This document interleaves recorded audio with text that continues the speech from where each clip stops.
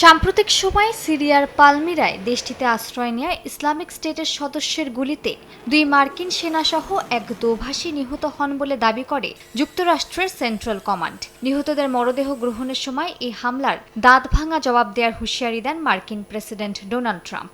এবার সেই হুমকির বাস্তবায়ন করেছে ওয়াশিংটন। স্থানীয় সময় শুক্রবার সিরিয়ায় অবস্থিত ইসলামিক স্টেটের 70টি অবস্থান লক্ষ্য করে ব্যাপক হামলা চালিয়েছে মার্কিন সেনাবাহিনী। সামাজিক মাধ্যমে ট্রাম্প জানান, সিরিয়ায় আইএস-এর ঘাঁটি লক্ষ্য করে সামরিক হামলা শুরু করেছে যুক্তরাষ্ট্র।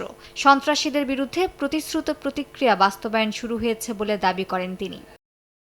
মার্কিন সমরমন্ত্রী পিট হেগসেথ জানান, অপারেশন হক আই স্ট্রাইক নামে পরিচালিত অভিযানে আইএস যোদ্ধা, অবকাঠামো ও অস্ত্র ভান্ডার লক্ষ্য করা হয়েছে। তিনি একে যুদ্ধের সূচনা নয় বরং প্রতিশোধের ঘোষণা বলে উল্লেখ করেন। মার্কিন সেন্ট্রাল কমান্ডের তথ্য মতে শুক্রবারের হামলায় F-15 ফাইটার জেট ও হিমার্স রকেটের মতো শক্তিশালী অস্ত্র ব্যবহার করা হয়েছে। সিরিয়ার বর্তমান সরকার আইএস-এর বিরুদ্ধে যুক্তরাষ্ট্রের এ অভিযানে সমর্থন দিয়েছে। দেশটির পররাষ্ট্র মন্ত্রণালয় এক বিবৃতিতে জানায়, সিরিয়ার ভূখণ্ডে আইএসকে নিরাপদে আশ্রয় নিতে দেওয়া হবে না। মালিহা সুহরওয়ার্দী, সময় সংবাদ।